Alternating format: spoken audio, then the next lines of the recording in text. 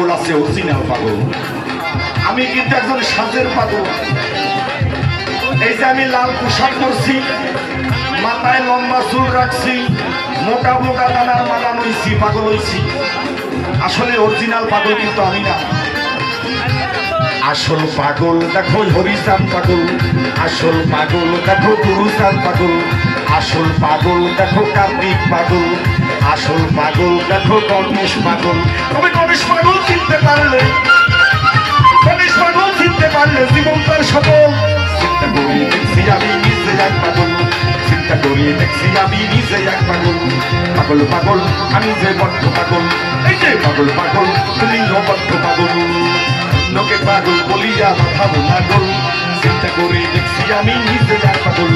অন্যকে পাগল বলিয়া বাধাবো না গল, চিন্তা করে দেখছি আমি নিজে এক পাগল।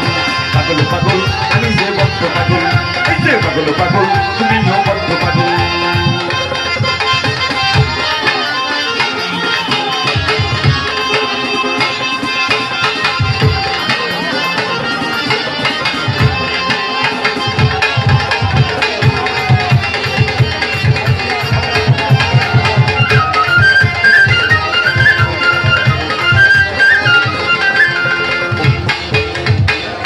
আমি বলেছিলাম না দুনিয়াতে বহু পদের পাগল আছে।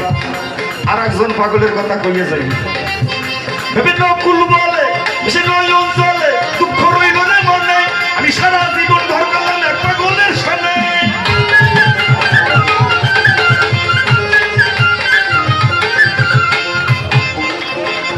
মানে আমার বউর কথা বলছি।